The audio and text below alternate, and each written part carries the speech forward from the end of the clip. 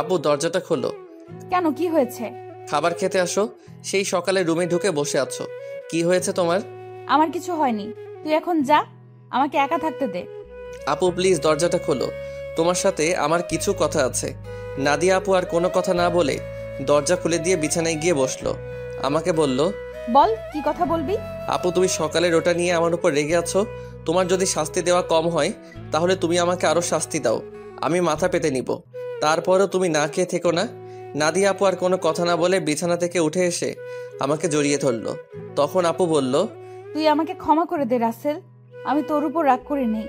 আমি একটা ছেলেকে ভালোবাসি, কিন্তু ছেলেটা অন্য একটা মেয়েকে ভালোবাসে, তাই ওর উপরে রাগ করে তোর সাথে খারাপ ব্যবহার করছি। তুই আমাকে মাফ করে দে। আজকে তোর গায়ে হাত তুলে নিজের কাছে অনেক খারাপ লাগছে, তাই ক্লাস না করেই বাসায় চলে আসি। নাদিয়া আপু কান্না করে কথাগুলো বলল। আপু আমি কিছু মনে করি নাই। আমি জানি তোমার হয়তো কিছু হয়েছে, তাই তুমি আমার সাথে এরকম করছো। তুমি একটা বার ওই ছেলেটাকে দেখিয়ে দিও, আমি ওকে আবার তোমার কাছে নিয়ে আসবো। না রে, ও আর আমাকে ভালোবাসে না, ও আমার সাথে প্রেমের অভিনয় করছে, আমি সেটা বুঝতে পারি নাই। মন খারাপ করো না, দেখবে আস্তে আস্তে সব ঠিক হয়ে যাবে। তুমি ফ্রেশ হয়ে আসো, দুজন একসাথে খাবার খাবো। ঠিক আছে, তুই বস, আমি ফ্রেশ হয়ে আসছি। নাদিয়া আপু ফ্রেশ হতে চলে গেল। আমি বিছানায় বসে আপুর মোবাইল টিপতে লাগলাম। গ্যালারিতে ঢুকে দেখি একটা ছেলের অনেকগুলো ছবি। তার মানে এই ছেলের সাথে প্রেম করত। ছেলেটা দেখতে অনেক সুন্দর, আমি ওই ছেলের কাছে কিছুই না। অবাক করার বিষয় হলো ওই ছেলের সাথে আপুর একটা ছবিও দেখলাম না। আমি মোবাইলটা বিছানায় রেখে দিলাম। কিছুক্ষণ পর আপু ওয়াশরুম থেকে বেরিয়ে আসলো। আমি তার দিকে তাকিয়ে মাথা নিচু করে ফেললাম। আপু মনে হয় বিষয়টা বুঝতে পেরেছে, তাই আপু বলল, আসলে আমার মনে ছিল না তুই যে আমার রুমে, আমি ওয়াশরুমে ঢুকে জামা কাপড় গায়ে দিচ্ছি। ওয়াশরুমে যেতে হবে না, আমি নিচে যাচ্ছি, তুমি জামা কাপড় গায়ে দিয়ে আসো। এ কথা বলে আমি আপুর রুম থেকে বেরিয়ে নিচে চলে আসলাম। কিছুক্ষণ পর আপু জামা গায়ে দিয়ে নিচে চলে আসলো। একটা কথা আপনাদের বলে দেই, আমি নাদিয়াকে নিজের বড় আপুর মতো জানি। দুজনে একসাথে খাবার খেতে লাগলাম। খাবার খেয়ে যে যার রুমে চলে আসলাম। বিছানায় শুয়ে মোবাইলটা হাতে নিয়ে রাফিকে ফোন দিয়ে সব কিছু খুলে বললাম। তারপর আরও কিছুক্ষণ কথা বলে ঘুমিয়ে গেলাম। সকালে হঠাৎ কে যেন আমার গায়ে পানি মেরে ভিজিয়ে দিল। আমি এক লাফিয়ে উঠে গেলাম। সামনে তাকিয়ে দেখি নাদিয়া আপু হাতে বালতি নিয়ে দাঁড়িয়ে দাঁড়িয়ে হাসতে আসে। তার মানে এটা আপুর কাজ। তখন আমি আপুকে বললাম, আপু তুমি এটা কি করলে? আমার গায়ে পানি দিলে কেন? তোকে সেই সকাল থেকে ডাকছি, তোর ওঠার খবর নেই, তাই বাধ্য হয়ে তোর গায়ে পানি মারছি। তাই বলে তুমি পানি মারবে? দেখো পুরো শরীর ভিজে গেছে। ভালো হয়েছে, এখন কথা না বলে গোসল করে রেডি হয়ে নিচে আয়। ঠিক আছে, কিন্তু আজকে হঠাৎ আমাকে ডাকতে আসলে কেন? হঠাৎ কোথায়, 1 মাস তোকে ডাকি নাই। এর আগে তো প্রতিদিন সকালে তোকে ডেকে তুলছি, আর কি কারণে তোকে 1 মাস ডাকি নাই সেটা তুই ভালো করেই জানিস। ঠিক আছে তুমি যাও, আমি ফ্রেশ হয়ে আসছি। তাড়াতাড়ি আয়। বলে নাদিয়া আপু রুম থেকে বেরিয়ে গেল। আমি দাঁড়িয়ে না থেকে ওয়াশরুমে ঢুকে গোসল করে রেডি হয়ে কলেজের ব্যাগটা কাঁধে নিয়ে নিচে চলে আসলাম। কিছুক্ষণ পর আপুও আসলো। দুজনে একসাথে নাস্তা করে গাড়ি নিয়ে কথা বলতে বলতে কলেজে চলে আসলাম। আপু গাড়ি পার্কিং করে বলল, তোর ক্লাস শেষ হলে আমার জন্য অপেক্ষা করবি, দুজনে একসাথে বাসায় যাব। ওকে ঠিক আছে। আপু আর কোনো কথা না বলে তার ক্লাসে চলে গেল। হঠাৎ পিছন থেকে রাফি বলল, কিরে, কেমন আছিস? এই তো ভালো আছি, তুই কেমন আছিস? আমিও ভালো আছি। আজকে তাহলে আপু তোকে কলেজে নিয়ে আসলো? আপু এখন আগের মতো হয়ে গেছে। এতদিন একটা ছেলের কারণে আমার সাথে খারাপ ব্যবহার করছে। ওই শালাকে যদি সামনে পাইতাম তাহলে অবস্থা খারাপ করে দিতাম। ওসব কথা বাদ দিয়ে এখন ক্লাসে চল। ঠিক আছে চল। আমি আর রাফি ক্লাসে চলে আসলাম। কিছুক্ষণ পর স্যার ক্লাসে আসলো। সবগুলো ক্লাস শেষ করে আমি আর রাফি বাহিরে চলে আসলাম। রাফি তাহলে তুই বাসায় যা, আমি আপুর জন্য অপেক্ষা করছি, দুজনে একসাথে বাসায় যাব। ওকে ঠিক আছে। রাফি আমার থেকে বিদায় নিয়ে চলে গেল। আমি আপুর জন্য অপেক্ষা করতে লাগলাম। কিছুক্ষণ পর দেখি আপু তার বান্ধবীদের সাথে ক্লাস থেকে বেরিয়ে আসতেছে। আমাকে দেখে তার বান্ধবীদের বিদায় আমার সামনে আসলো। কিরে, কোন সময় তোর ক্লাস শেষ হয়েছে? এই তো 30 মিনিট আগে। ও, আমার একটা এক্সট্রা ক্লাস ছিল, তাই আসতে দেরি হয়ে গেছে। কোনো সমস্যা নেই, তুমি গাড়ি নিয়ে আসো। তুই দাঁড়া, আমি গাড়ি নিয়ে আসছি। আপু গাড়ি নিয়ে আমার সামনে আসলো। তারপর আপুর সাথে সামনের সিটে বসলাম। দুজনে কথা বলতে বলতে বাসায় চলে আসলাম। আপু তার রুমে চলে গেল, আমি আমার রুমে চলে আসলাম। ফ্রেশ হয়ে নিচে এসে আপু আর আমি একসাথে খাবার খেয়ে রুমে চলে আসলাম। দেখতে দেখতে 1 মাস চলে গেল। এখন আপুর সাথে আগের থেকে অনেক ফ্রি হয়ে গেছি। এখন আপু আমার সব সময় খেয়াল রাখে। কলেজে কোনো মেয়ের সাথে কথা বলতে দেয় না, আমাকে শাসনের উপর রাখে। আপুর এসব আমার অনেক ভালো লাগে। আমি আপুকে কিছু বলি না। এখন ওই ছেলের কথা আপু একদম মাথা থেকে ঝেড়ে ফেলে দিচ্ছে। আমার সাথে সব সময় দুষ্টমি করে। বড় বোন হিসেবে ছোট ভাইয়ের সাথে করতে পারে। আমি আপুকে সবসময় নিজের বড় বোনের চোখে দেখি। আঙ্কেল আন্টি তারা বাসায় চলে এসেছে। আঙ্কেল এখন আগের মতো অফিস দেখাশোনা করে। আমাদের কলেজ আজকে 1 মাসের জন্য ছুটি দিয়েছে, কারণ কলেজে নতুন করে রং লাগাবে, তাই 1 মাস কলেজ বন্ধ থাকবে। রাতে সবাই একসাথে খাবার খাচ্ছি, তখন আঙ্কেল বলল, শুনেছি তোদের কলেজ নাকি 1 মাসের জন্য বন্ধ থাকবে। আব্বু কলেজে কিছু কাজ করবে তাই বন্ধ দিয়েছে। তাহলে তুই আর রাসেল তোর নানা বাড়ি থেকে কিছুদিনের জন্য ঘুরে আয়। সব সময় তো দুজনেই বাসায় থাকিস, কোথাও যাস না। আমি না হয় যাব, কিন্তু রাসেল কি আমার সাথে যাবে? রাসেল যাবে না কেন? আসলে আন্টি আমার বাসা থেকে বাইরে কোথাও ঘুরতে যেতে ভালো লাগে না। এটা তো আর অন্য কোথাও না, আমার শ্বশুর বাড়ি যেতে বলছি। রাসেল আমার সাথে না গেলে আমিও কোথাও যাব না। ঠিক আছে আপু, আমি তোমার সাথে যাব। এবার খুশি? অনেক খুশি। তাহলে কালকে সকালে তোরা দুজনে রওনা দে। এখন রুমে গিয়ে জামা কাপড় গুছিয়ে রাখিস। আর তোরা কি গাড়ি নিয়ে যাবি? না আব্বু, আমরা বাসে করে যাব। কেউ আর কোনো কথা না বলে খাবার খেতে লাগলো। আমি খাবার খেয়ে রুমে চলে আসলাম। রুমে এসে জামা কাপড় গুছিয়ে রাখলাম। তারপর বিছানায় শুয়ে মোবাইল টিপতে টিপতে ঘুমিয়ে পড়লাম। পরের দিন সকালে আপু এসে আমাকে ডেকে তুলল, আমাকে রেডি হতে বলে তার রুমে চলে গেল। আমি ওয়াশরুমে ঢুকে ফ্রেশ হয়ে রেডি হয়ে জামা কাপড়ের ব্যাগটা নিয়ে চলে আসলাম। নাস্তার টেবিলে দেখে আঙ্কেল আন্টি বসে আছে। আমি একটা চেয়ার টেনে বসলাম। হঠাৎ সিঁড়ির উপরে চোখ পড়তে আমি চমকে উঠলাম। আজকে আপুকে অনেক সুন্দর লাগছে। নীল রঙের একটা জামা গায়ে দিছে। আপুকে নীল রঙের জামায় অনেক সুন্দর লাগছে। আপু আমার সামনে এসে বলল, কি রে তুই এভাবে হ্যাবলার মতো আমার দিকে তাকিয়ে আছিস কেন? এই আপু আমাকে হ্যাবলা বলবে না, আমি কিন্তু তোমার থেকে অনেক সুন্দর আছি। আর আজকে তোমাকে নীল রঙের জামায় অনেক সুন্দর লাগছে। বাবা, যেই না চেহারা আবার বলে আমার থেকে ওর চেহারা সুন্দর। যা, একটু তোমার রূপের প্রশংসা করলাম, এখন থেকে আর করব না। তোমাকে পুরো পেতনির মতো লাগছে। কি বললি? আমাকে পেতনির মতো লাগছে? প্রথমে প্রশংসা করলাম, কোনো দাম পেলাম না, তাই তোমাকে পেতনি বললাম। আজকে তোকে আমি মেরেই ফেলবো। তোরা কি শয়তানি করবি নাকি নাস্তা করে বেরিয়ে পড়বি? আব্বু তুমি দেখো না, রাসেল আমাকে পেতনি বলছে। ও তো ছোট, তাই তোর সাথে দুষ্টামি করেছে। এখন কথা না বলে নাস্তা করে বেরিয়ে পড়। নাদিয়া আপু আমার দিকে তাকিয়ে একটা ভেঙচি মেরে একটা চেয়ার টেনে বসে পড়লো। সবাই নাস্তা করতে লাগলাম। নাস্তা খাওয়া শেষ করে আঙ্কেল আন্টির কাছে বলে বাসা থেকে বেরিয়ে আসলাম। তারপর গাড়িতে করে বাস কাউন্টারে চলে আসলাম। ড্রাইভার আমাদের বাস কাউন্টারে নামিয়ে দিয়ে চলে গেল। আসার সময় আঙ্কেল আমার পকেটে কিছু টাকা ঢুকিয়ে দিল। তাই বাস কাউন্টারে গিয়ে টিকিটের জন্য টাকা বের করতে গিয়ে দেখি 15 থেকে 20 হাজারের মতো হবে। আমি 2টা টিকিট নিলাম। তারপর টিকিট নিয়ে দুজনে বাসে উঠলাম। দুজনের একসাথে সিট। বাস 20 মিনিট পর ছেড়ে দিল। এই দেখছেন আমি কেমন মানুষ। নাদিয়া আপুর নানার বাড়ির কথা বলতে ভুলে গেছি। আপুর নানার বাড়ি যশোরে। আমি কখনো যাইনি, কিন্তু আপুকে একবার যেতে দেখেছি, তাই আপু সব চিনে। শোন, নানার বাড়িতে গিয়ে কোনো মেয়ের সাথে কথা বলতে পারবি না, আর রিয়ার থেকে দূরে দূরে থাকবি। আমি কি আর কখনো তোমার নানার বাড়ি গেছি? আমি তো কাউকে চিনি না। আর এই রিয়াটাকে? রিয়া হচ্ছে আমার মামাতো বোন, ও তোর সেম ক্লাসে পড়ে। ঠিক আছে, কিন্তু ও যদি আমার সাথে কথা বলতে আসে তখন কি করব? তুই বলবি না। আমি যদি না কথা বলি তাহলে বলবে আমি বোবা, আর না হয় বলবে আমি বেশি ভাব দেখাই। কথা বলবি, কিন্তু বেশি কথা বলতে পারবি না। ঠিক আছে। আমি মনে মনে বললাম, আগে তো রিয়া মেয়েটাকে একবার দেখি, পছন্দ হলে তার সাথে প্রেম করব। এই নাদিয়া আপুর জন্য আজ পর্যন্ত কোনো মেয়ের সাথে প্রেম করতে পারলাম না। তো যাই হোক, দুজনে কানে হেডফোন লাগিয়ে গান শুনতে লাগলাম। বাস এসে একটা রেস্টুরেন্টে থামলো। তখন আমি নাদিয়া আপুর দিকে তাকিয়ে দেখি ঘুমিয়ে আছে। আমি আপুকে ডাক দিলাম। আপু চোখ খুলে বলল, কিরে ডাকছিস কেন? আপু, বাস একটা রেস্টুরেন্টে থামছে, চলো দুজনে খাবার খেয়ে নেই। ঠিক আছে চল। নাদিয়া আপু আর আমি বাস থেকে নেমে রেস্টুরেন্টের ভিতরে ঢুকে গেলাম। আপু ওয়াশরুমে ঢুকে ফ্রেশ হয়ে আসলো। আমিও অন্য একটা ওয়াশরুমে ঢুকে ফ্রেশ হয়ে আসলাম। দুজনে গিয়ে একটা টেবিলে গিয়ে বসলাম। আপু ওনার মতো করে অর্ডার করলো, আমি আমার মতো করে অর্ডার করলাম। কিছুক্ষণ পর ওয়েটার খাবার নিয়ে আসলো। দুজনে খাবার খেতে লাগলাম। খাবার খেয়ে দুজনে আবার বাসের ভিতরে চলে আসলাম। আবার আগের মতো বসে পড়লাম। বাস কিছুক্ষণ পর ছেড়ে দিল। বাস চলছে আপন গতিতে। আমরা দুজন আবার হেডফোন লাগিয়ে গান শুনতে লাগলাম। দেখতে দেখতে আমরা এখন যশোরে চলে এসেছি। দুজনে বাস থেকে নেমে দেখি একটা গাড়ি আমাদের সামনে দাঁড়িয়ে আছে, আর গাড়ির সাথে একজন লোক দাঁড়িয়ে আছে। নাদিয়ার মামা বলে তাকে জড়িয়ে ধরলো। আসলে আমি কখনো আপুর মামাকে দেখি নাই। ওর মামা ঢাকায় মনে হয় সহজে যায়নি, তাই চিনতে পারলাম না। আমি আর আপু পিছনের সিটে বসলাম। তখন আপুর মামা বলল, তাহলে এ হচ্ছে রাসেল? মামা, ও হচ্ছে রাসেল। তুমি তো বাহিরে ছিলে, তাই দেখো নাই। ও তার মানে নাদিয়ার মামা বাহিরে ছিল। তখন নাদিয়ার মামা বলল, কেমন আছো রাসেল? পড়ালেখা কেমন চলছে? জি মামা, আমি অনেক ভালো আছি, আর পড়াশোনা ভালোই চলছে। ও, তা কয়টা মেয়ের সাথে প্রেম করো? মামা আপনি এটা কি বলছেন?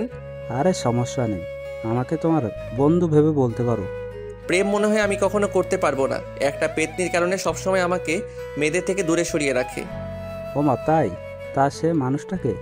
আমি আপুর দিকে তাকিয়ে দেখি আমার দিকে চোখ লাল করে তাকিয়ে আছে। ভয়ে আমার গলা শুকিয়ে গেল, তাই কথা ঘুরিয়ে বললাম, আসলে আমার কলেজের এক ছেলে বন্ধু। সে বলেছে আমাদের দুজনের মধ্যে কেউ কখনো প্রেম করব না, কোনো মেয়ের সাথে বন্ধুত্ব করব না। এই কারণে আজ পর্যন্ত একটা প্রেম করতে পারলাম না। আমার কথা শুনে মামা হাসতে হাসতে শেষ। আপুর দিকে তাকিয়ে দেখে আবার মুচকি মুচকি হাসছে। যাক বাবা, এবার তাহলে বেঁচে গেছি। তা নাহলে খাচ্ছনি আজকে আমার অবস্থা খারাপ করে ছাড়তো। কথা বলতে বলতে মামা একটা বাসার ভিতরে গাড়ি ঢুকিয়ে দিল। আমি আর আপু গাড়ি থেকে নামলাম। আপু দৌড়ে ভিতরে চলে গেল। আমি এক জায়গায় দাঁড়িয়ে আছি। মামা গাড়ি পার্কিং করে আমার সামনে এসে বলল, কি ব্যাপার রাসেল, তুমি এখানে দাঁড়িয়ে আছো কেন? ভেতরে যাও। আমি কেমন করে যাব? আমি তো কাউকে চিনি না। আপু তো আমাকে না নিয়ে দৌড় দিয়ে ভিতরে চলে গেল। ও এ ব্যাপার, ঠিক আছে, তুমি আমার সাথে আসো। এটা হচ্ছে আমাদের বাড়ি। আপনাদের বাড়িটা অনেক সুন্দর।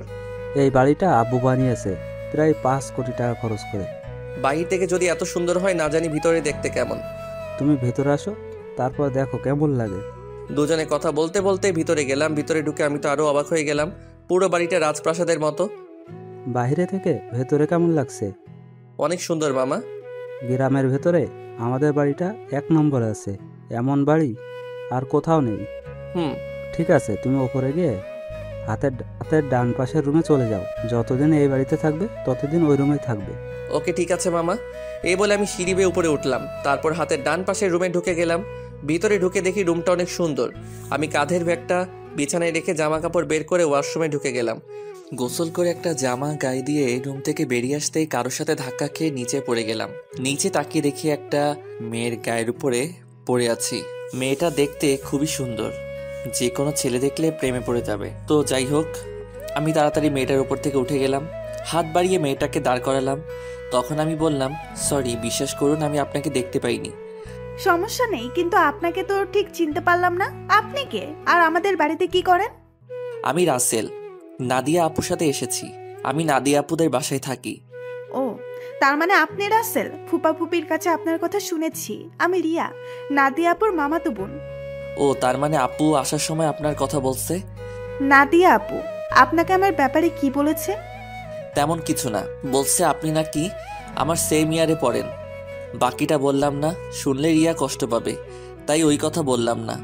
তখন রিয়া বলল, ও, তার মানে আপনি আমার সেম ইয়ারে পড়েন। তাহলে আমরা আপনি করে বলছি কেন? আমরা তো নাম এবং তুই করে বলতে পারি। ঠিক আছে, এখন থেকে তুই করে বলবো। এখন চল নিচে যাই। আসার পর তোর আম্মুর সাথে কথা বলি নাই এবং তোর দাদা দাদির সাথে দেখা করি নাই। ঠিক আছে, চল। আমি আর রিয়া দুজনে নিচে চলে আসলাম।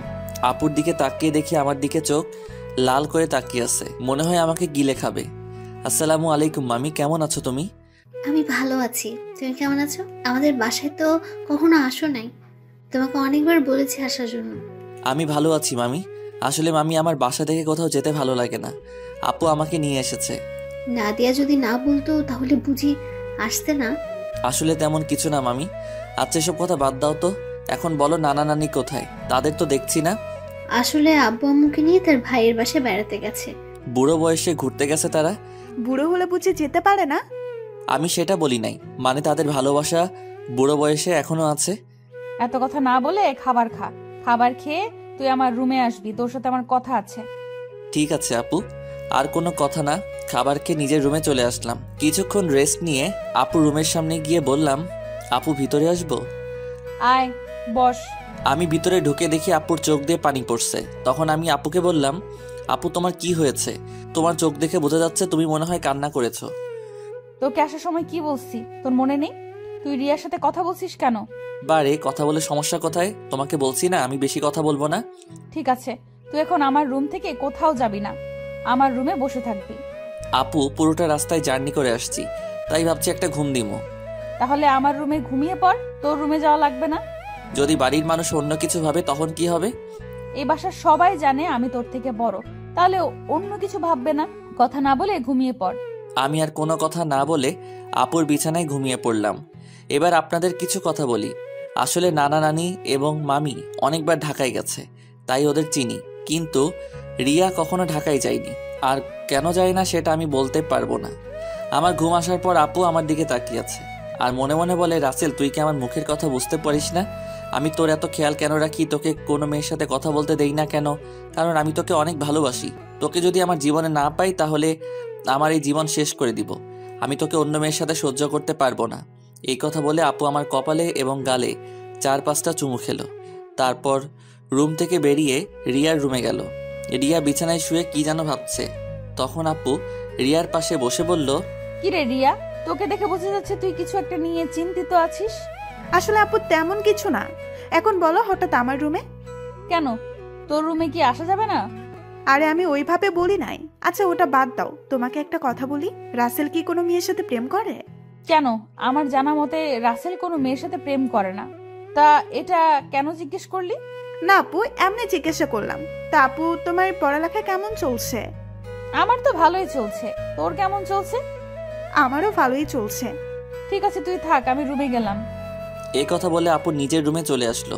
আর এদিকে রিয়া ভাবছে তাহলে আমার লাইন ক্লিয়ার, আমি রাসেলকে আমার করে নিব। আমি ওকে প্রথম দেখায় ভালোবেসে ফেলেছি। আমাকে যে করেই হোক রাসেলের মন জয় করতে হবে। কিন্তু আমি ওর মন জয় করব কেমন করে? তখন রিয়া ভাবতে লাগলো। হঠাৎ তার মাথায় একটা বুদ্ধি আসে, আমাকে তার সাথে প্রতিদিন কলেজে নিয়ে যাবে। তারপর আস্তে আস্তে রাসেলকে রিয়ার প্রতি দুর্বল করবে। বিকালে ঘুম থেকে উঠে দেখি আপু আমার পাশে শুয়ে আছে, যেন একটা পিচ্চি মেয়ে আমার পাশে শুয়ে আছে। আমি আপুর দিকে তাকিয়ে বিছানা থেকে নামতেই আপুর ঘুমটা ভেঙে গেল। কি ব্যাপার আপু, তুমি উঠলে কেন? ঘুম ভেঙে গেছে তাই উঠে গেলাম। তুই ফ্রেশ হয়ে আয়, দুজনে মিলে গ্রামটা ঘুরে দেখবো। ঠিক আছে, আমি রুমে গিয়ে ফ্রেশ হয়ে আসছি। এই বলে আপুর রুম থেকে বেরিয়ে নিজের রুমে চলে আসলাম। ওয়াশরুমে ঢুকে ফ্রেশ হয়ে একটা জামা গায়ে দিয়ে নিচে নেমে আসলাম। নিচে এসে দেখি রিয়া সোফায় বসে টিভি দেখছে। আমাকে দেখে সামনে এসে বলল, কি রে, তুই কি কোথাও যাবি? আপু আর আমি তোদের গ্রামটা ঘুরে দেখব। আপু ফ্রেশ হয়ে আসছে। ঠিক আছে, তোরা আমার জন্য কিছুক্ষণ অপেক্ষা কর, আমিও তোদের সাথে যাব। এই বলে রিয়া দৌড় দিয়ে তার রুমে চলে গেল। কিছুক্ষণ পর আপু বেরিয়ে আসলো। আপুকে দেখতে অনেক সুন্দর লাগছে। আপু আমার সামনে এসে বলল, রাসেল আমি রেডি, এবার চল। একটু দাঁড়াও, রিয়া বলেছে সেও আমাদের সাথে যাবে, আমাদের অপেক্ষা করতে বলছে। আপু রিয়ার কথা শুনে মুখটা বেজার করে ফেললো। আমি বুঝতে পেরেছি, কিন্তু আমি তো আর রিয়াকে মানা করতে পারবো না। কিছুক্ষণ পর রিয়াও বেরিয়ে আসলো। রিয়াকেও অনেক সুন্দর লাগছে, হালকা মেকআপ করছে, তাতেই অনেক সুন্দর লাগছে রিয়াকে। তারপর আমরা তিনজন বাসা থেকে বেরিয়ে গ্রামের ভিতর দিয়ে হাঁটতে লাগলাম। গ্রামের দৃশ্য দেখতে অনেক সুন্দর, মন চায় সারাটা দিন সবুজ শ্যামলে গ্রামটা ঘুরে দেখতে। কি সুন্দর বাতাস বয়ে যাচ্ছে, বাতাসে আপু এবং রিয়ার চুল উঠছে। তাদের দিকে তাকিয়ে দেখে ওরা দুজন আমার দিকে তাকিয়ে আছে। আমি তো কিছুই বুঝতে পারলাম না। ঘুরতে ঘুরতে রাত 8টা বেজে গেল। আসলে আমরা রিয়াদের বাজারে আসছি, এখানে ফুচকা আইসক্রিম খেয়েছি। আপু বেশি খাইনি, চেহারাটা কেমন করে যেন রেখেছে, মনে হয় রিয়াকে সাথে করে আনার জন্য মন খারাপ করে ফেলছে। তো যাই হোক, তিনজনে হাঁটতে হাঁটতে বাসায় চলে আসলাম, যে যার রুমে চলে আসলাম। আমি ওয়াশরুমে ঢুকে ফ্রেশ হয়ে নিচে চলে আসলাম, সবার সাথে খাবার খেতে লাগলাম। আপু খাবার খাচ্ছে না, হঠাৎ হাত ধুয়ে রুমে চলে গেল। আমি হালকা কয়টা খাবার খেয়ে আপুর রুমে চলে আসলাম। রুমে এসে দেখে আপু বিছানায় শুয়ে আছে। আমি আপুর সামনে গিয়ে বললাম, আপু আমি রিয়াকে আমাদের সাথে যেতে বলি নাই, সে নিজে এসেছে আমাদের সাথে। আপু কোনো কথা বলছে না, আবার অন্যদিকে মুখ ঘুরিয়ে নিল। এবার আমি আপুকে আমার দিকে ঘুরিয়ে বললাম, আপু তুমি কি আমার উপর রেগে আছো? প্লিজ, তুমি এভাবে মন খারাপ করে থাকলে আমার কাছে একটু ভালো লাগে না। হঠাৎ আপু আমার সাথে এমন কিছু করবে সেটা আমি কখনো ভাবতে পারিনি। আপু আমাকে জড়িয়ে ধরে ঠোঁটের সাথে ঠোঁট লাগিয়ে পাগলের মতো কিস করতে লাগলো। আমি ছাড়ার চেষ্টা করছি, কিন্তু আপু আমাকে শক্ত করে ধরে আছে। প্রায় 5 মিনিট পর ছেড়ে দিয়ে কান্না করতে করতে বলল, তুই কি কিছু বুঝিস না আমি কেন তোকে অন্য মেয়ের সাথে কথা বলতে দিই না? তোকে সব সময় চোখে চোখে রাখি, তোর এত কেয়ার করি কারণ আমি তোকে ভালোবাসি। আমি তোকে অন্য মেয়ের সাথে কথা বলতে দেখলে সহ্য করতে পারি না। আমি তোকে অনেক ভালোবাসি রাসেল। আমি তো আপুর কথা শুনে অবাক হয়ে গেলাম, আপু এটা কি বলছে? তখন আমি আপুকে বললাম, আপু তোমার মাথা কি ঠিক আছে? তুমি এটা কি বলছো? আমি তোমাকে বড় বোনের মতো সম্মান করি। আমি মনে করছি তুমি আমাকে ছোট ভাই হিসেবে এত কেয়ার এবং খেয়াল রাখো। না, আমি তোকে ভালোবাসি বলে এত কেয়ার এবং খেয়াল রাখি। প্লিজ রাসেল, তুই আমাকে ফিরিয়ে দিস না। আপু এটা কখনো সম্ভব নয়, তুমি আমার 2 বছরের বড়। এটা পরিবারের এবং আঙ্কেল আন্টি কখনো মেনে নিবে না। সমাজের মানুষ নানান ধরনের কথা বলবে। আমি পারবো না তোমাকে ভালোবাসতে। তুই যদি আমাকে ভালো না বাসিস তাহলে আমি নিজেকে শেষ করে দিব। আমি তোকে ছাড়া বড় অসহায়, আমি তোকে ছাড়া থাকতে পারবো না। এই তোমাদের মতো মেয়েদের বাংলা সিনেমার মতো একটা ডায়লগ আছে, কাউকে নিজের করে না পেলে আত্মহত্যা করবে, হাত কেটে ফেলবে, ছাদ থেকে লাফ দিবে, এমনকি বিষ খাবে। এগুলো ছাড়া আর কি তোমরা কিছু করতে পারো না? যাকে ভালোবাসি তাকে যদি নিজের করে না পাই, তাই মেয়েরা এসব করতে বাধ্য হয়। আমি তোকে সত্যিই অনেক ভালোবাসি। আপু, আমি তোমাকে বোনের মতো জানি। আমি তোমাকে কখনো ভালোবাসতে পারবো না। তুমি এসব বিষয়ে আমার সাথে কথা বললে আমি তোমাদের সবাইকে ছেড়ে চলে যাব। না না, তুই কোথাও যাস না। তোকে না দেখলে আমি থাকতে পারবো না। ঠিক আছে, আমি আর কখনো তোকে ভালোবাসার কথা বলবো না। কথাটা যেন মনে থাকে। আগে যেভাবে চলতে এখনো সেভাবে চলবে। আমি এখন রুমে গেলাম। এই বলে নিজের রুমে চলে আসলাম। রুমে এসে বিছানায় শুয়ে আপুর কথাগুলো ভাবতে লাগলাম। আপু এটা কেমন করে বলল? আঙ্কেল আন্টি যদি জানতে পারে তাহলে আমাকে বাসা থেকে বের করে দিবে। তারপর আমি কোথায় যাব? এই সব কিছু ভাবতে ভাবতে কখন যে ঘুমিয়ে গেছি মনে নাই। সকালে রিয়া রুমে এসে ডাকতে লাগলো। ওই রাসেল, ওর তাড়াতাড়ি। কি হয়েছে, ডাকছিস কেন? আজকে তুই আমার সাথে কলেজে যাবি, তাই তোকে ডাকতে আসলাম। আমি তোর কলেজে যাব কেন? আমি তো তোর কলেজে পড়ি না। সেটা তো আমি জানি, তোকে আমাদের কলেজটা ঘুরে দেখাবো। তাড়াতাড়ি ওঠ। ঠিক আছে, তুই যা, আমি ফ্রেশ হয়ে আসছি। রিয়া আর কোনো কথা না বলে আমার রুম থেকে বেরিয়ে গেল। আমি বিছানা থেকে উঠে ওয়াশরুমে ঢুকে ফ্রেশ হয়ে রেডি হয়ে নিচে চলে আসলাম। নিচে এসে দেখি মামা মামি নাস্তার টেবিলে বসে আছে। আমি গিয়ে একটা চেয়ার টেনে বসলাম। অনেক ভালো ঘুম হয়েছে মামা। তা তুমি এত সকালে ঘুম থেকে উঠলে কেন? রিয়া আমাকে ঘুম থেকে উঠিয়ে দিল তার সাথে কলেজে যাওয়ার জন্য। আমাকে নাকি তাদের কলেজটা ঘুরে দেখাবে। ও ঠিক আছে, তোমরা নাস্তা করো, আমি নাদিয়াকে ঘুম থেকে ডেকে তুলছি। আপু এখনো ঘুম থেকে উঠে নাই। এখনো তো উঠে নাই? গতকাল রাতে অল্প কয়টা খাবার খেয়েছে। মেয়েটার হঠাৎ কি হলো? কি আর হবে, মনে হয় ভালো লাগছে না তাই খাবার কম খেয়েছে। হঠাৎ রিয়া এসে একটা চেয়ার টেনে আমার পাশে বসলো। তখন রিয়া বলল, কি হয়েছে আম্মু? তোমরা কি নিয়ে কথা বলছো? আপুর আবার কি হবে? কালকে তো আমাদের সাথে সুন্দরভাবে ঘোরাঘুরি করছে। মনে হয় অনেক হাঁটাহাঁটি করাতেই শরীর খারাপ লাগছে। হয়তো তাই হবে। ঠিক আছে, তোরা নাস্তা করে কলেজে যা। আমি নাদিয়ার ঘুম থেকে উঠলে তাকে জিজ্ঞেস করব। কেউ আর কোনো কথা না বলে নাস্তা খেতে লাগলো। আর আমি তো জানি আপু কেন এমন করছে। আপু যেটা চাচ্ছে সেটা কখনোই সম্ভব নয়। আমি কখনো আপুকে ওই রকম চোখে দেখি নাই। রিয়া আর আমি নাস্তা করে মামাকে বলে বাসা থেকে বেরিয়ে আসলাম। তখন রিয়া বলল, আচ্ছা রাসেল, দেখ তো আমাকে কেমন লাগছে। আমি তো এতক্ষণ রিয়ার দিকে খেয়াল করি নাই। আজকে রিয়াকে অনেক সুন্দর লাগছে। রিয়ার সৌন্দর্য ফুটে তুলছে তার ঠোঁটের পাশের তিলটাই। তখন আমি বললাম, আজকে তোকে অনেক সুন্দর লাগছে। যে কোনো ছেলে দেখলে প্রেমে পড়ে যাবে। কোনো ছেলে পড়ার দরকার নেই, তুই বললেই হবে। ওই বিড়বিড় করে কি বলছিস? কিছু না, একটা রিক্সা ডাক দে। বাসায় গাড়ি থাকতে রিক্সা করে কলেজে যাবি কেন? আমার মন বলছে তুই একটা রিক্সা ডাক দে। ওই একটা রিক্সা ডাক দিব কেন? আমরা তো দুইজন এখানে। একটা রিক্সা কি করে যাব? ওই হারামি, রিক্সায় করে আমি আর তুই যেতে পারবো না। বেশি কথা না বলে রিক্সা ডাক দে। ঠিক আছে, দিচ্ছি। একদিনের পরিচয়, তুই আমার সাথে এইভাবে ঝগড়া করছিস? তোর সাথে তো এখনো কিছু করি নাই। তাড়াতাড়ি রিক্সা ডাক দে, এমনি দেরি হয়ে যাচ্ছে। আমি আর কোনো কথা না বলে একটা রিক্সা ডাক দিলাম। দুজনে রিক্সায় উঠলাম। তখন রিয়া বলল, আচ্ছা রাসেল, তুই কি কখনো প্রেম করেছিস কোনো মেয়ের সাথে? আমার দ্বারা এসব হবে না। আমার সাথে কোনো মেয়ে প্রেম করবে না। আমার চেহারা ভালো না। কে বলেছে তোর চেহারা খারাপ? তুই দেখতে অনেক সুন্দর। সুন্দর হলে কি হবে? আপু তো আমাকে কোনো মেয়ের সাথে প্রেম করতে দিবে না। আর আমিও মনের মতো কাউকে পাইনি। আশেপাশে তাকালে তো পেতে পারিস। আমার পাশে তুই ছাড়া আর তো কেউ নেই, তাহলে পাবো কি করে? আরে পাগল, তোকে কি আমি অন্য কারো কথা বলছি? আমাকে কি চোখে পড়ে না? কিরে, চুপ করে আছিস কেন? তোর কলেজ আর কত দূর? এই তো সামনেই। তারপর দুজনে কথা বলতে বলতে রিয়ার কলেজের সামনে চলে আসলাম। আমি রিক্সা ভাড়া দিলাম। রিয়া আমাকে মানা করছে, কিন্তু তারপরেও আমি ভাড়া দিছি। দুজনে গেট দিয়ে কলেজের ভিতরে ঢুকলাম। হঠাৎ কয়টা মেয়ে আমাদের সামনে আসলো। তাদের একটা মেয়ে বলল, কি রে রিয়া, তোর সাথে উনি কে? আগে তো কখনো দেখিনি। আরে আমার মনে হয় কি আমাদের রিয়ার বয়ফ্রেন্ড। দেখতে কিন্তু অনেক সুন্দর। যদি রিয়ার আগে আমি দেখতাম তাহলে ওর সাথে প্রেম করতাম। ও আইসে, তোর যে চেহারা, এই চেহারার এরকম ছিল কখনো পাবি না। ওই তোরা কি চুপ করবি? ঋতুমিতু, তোরা জানিস ওকে? ও হচ্ছে আমার ফুফাতো ভাই রাসেল। তুই তো কখনো আমাদের তোর ফুফাতো ভাইয়ের কথা বলিস নাই। আমি যদি জানতাম আমার ফুফাতো ভাই আছে তাহলে তো তোদের অবশ্যই বলতাম। তোরা তো আমার ফুফাতো বোন নাদিয়া আপুকে চিনিস, ওনার ছোট ভাই। ও আচ্ছা, তা ভাইয়া কেমন আছেন? আমি এতক্ষণ ওদের কথা শুনে মাথা নিচু করে রাখলাম, আর রিয়ার কথা শুনে তো আমি আরও অবাক হয়ে গেলাম। সে ওদের সত্যিটা বলে নাই। তখন আমি বললাম, প্রথম কথা হচ্ছে আমাকে ভাইয়া বলে ডাকা যাবে না। আমি তোমাদের সাথে সেম ইয়ারে পড়ি, আর আলহামদুলিল্লাহ আমি আছি। আপনারা সবাই কেমন আছেন? যেহেতু আমাদের সাথে পড়েন, তাহলে আমাদের আপনি না, তুই করে বলবেন। আমরাও ভালো আছি। ঠিক আছে, পরে কথা বলা যাবে, এখন ক্লাসে চল। আমি বলি কি, তোরা ক্লাসে যা, আমি বাসায় চলে যাই। আমি এখান থেকে কি করব? তুই আমাদের সাথে ক্লাসে যাবি? যদি তোদের স্যার এবং ছাত্র ছাত্রী কিছু বলে? তাও কথা ঠিক। আচ্ছা, তাহলে তুই বাসায় চলে যা, দুপুর 1টার সময় আমাকে এসে নিয়ে যাস। আমি ঠিক আছে বলে কলেজ থেকে বেরিয়ে একটা রিক্সা নিয়ে বাসায় চলে আসলাম।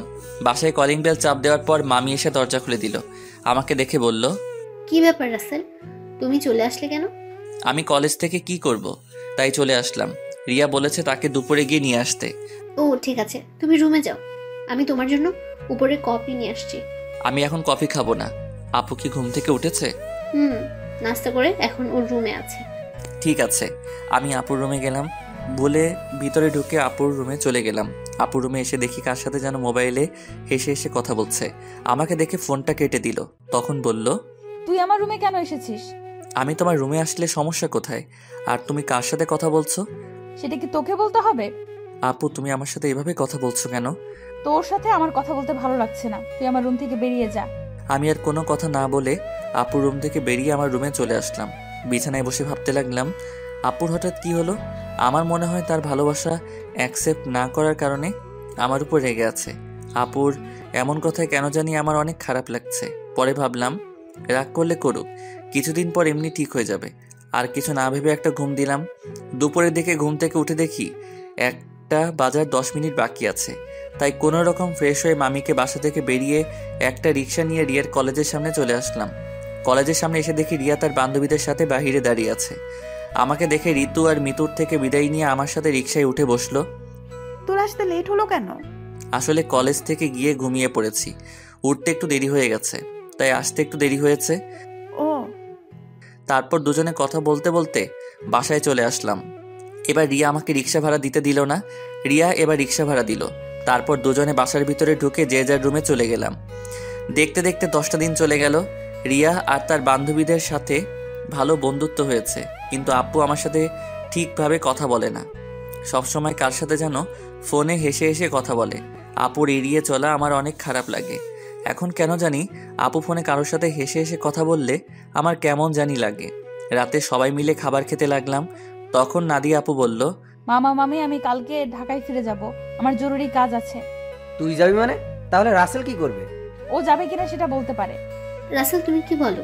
নাদিয়ার সাথে কি তুমি যাবে, নাকি তুমি আরো কিছুদিন থাকবে? না মামা মামি, আমিও আপুর সাথে কালকে চলে যাব।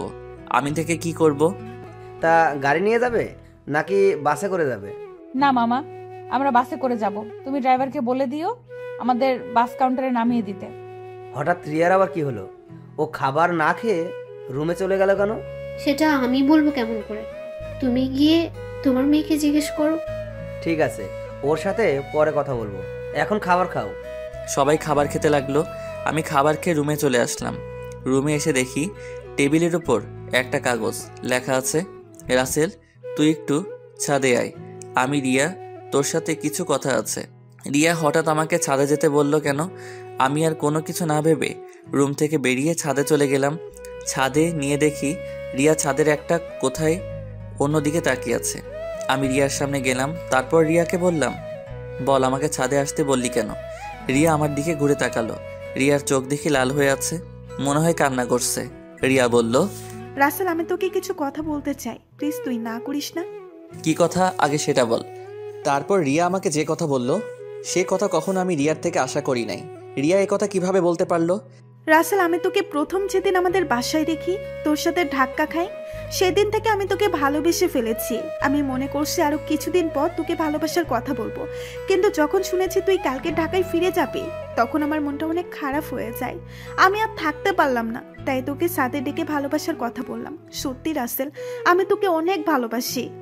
এ কথা বলে রিয়া আমাকে জড়িয়ে ধরলো। আমি রিয়াকে বন্ধু ছাড়া অন্য কিছু ভাবি নাই, তাই ওর সাথে এত ফ্রি হয়েছি। কিন্তু রিয়া যে আমাকে ভালোবাসার কথা বলবে তা আমি কখনো ভাবিনি। আমি রিয়াকে আমার থেকে ছেড়ে বললাম, দেখো রিয়া, আমি তোকে বন্ধু ছাড়া অন্য কিছু কখনো ভাবিনি। আমি তোকে ভালোবাসতে পারবো না। তুই প্লিজ রাগ করিস না। তুই আমার থেকে অনেক ভালো ছেলে পাবি। আমাকে তুই ভুলে যা। রিয়া আমার কথা শুনে জোরে জোরে কান্না করে দিল। তারপর রিয়া বলল, তুই কেন আমাকে ভালোবাসতে পারবি না? আমি কি দেখতে খারাপ? কেন ভালোবাসতে পারবো না সেটা আমি বলতে পারবো না। আর তুই দেখতে অনেক সুন্দর। ঠিক আছে, জোর করে তো আর কারো ভালোবাসা পাওয়া যায় না, কিন্তু আমি তোকে কখনো ভুলতে পারবো না। তোকে আমি অনেক ভালোবেসে ফেলেছি। প্লিজ তুই পাগলামি করিস না। দেখবি তুই আমার থেকে ভালো ছেলে পাবি। ঠিক আছে, আমি রুমে গেলাম। এ কথা বলে রিয়া ছাদ থেকে নেমে গেল। এই কারণে মেয়েদের সাথে বন্ধুত্ব করি না। আমি আর কিছু না ভেবে ছাদ থেকে নেমে নিজের রুমে চলে গেলাম। বিছানায় শুয়ে পড়লাম। পরের দিন সবার থেকে বিদায় নিয়ে আমি আর আপু বেরিয়ে আসলাম। রিয়া আর আমার সামনে আসে নাই। ড্রাইভার আমাদের বাস কাউন্টারে নামিয়ে দিয়ে চলে গেল। আসার সময় আপু একটা কথাও বলে নাই আমার সাথে।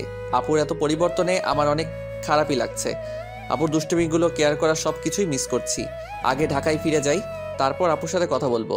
টিকিট কেটে দুজনে বাসে উঠলাম। দুজনের সিট একসাথে পড়েছে। আপু জানালার পাশে গিয়ে বসলো। দেখতে দেখতে আমরা ঢাকায় এসে পৌঁছে গেলাম। ড্রাইভার আঙ্কেল আমাদের নেওয়ার জন্য গাড়ি নিয়ে অপেক্ষা করছে।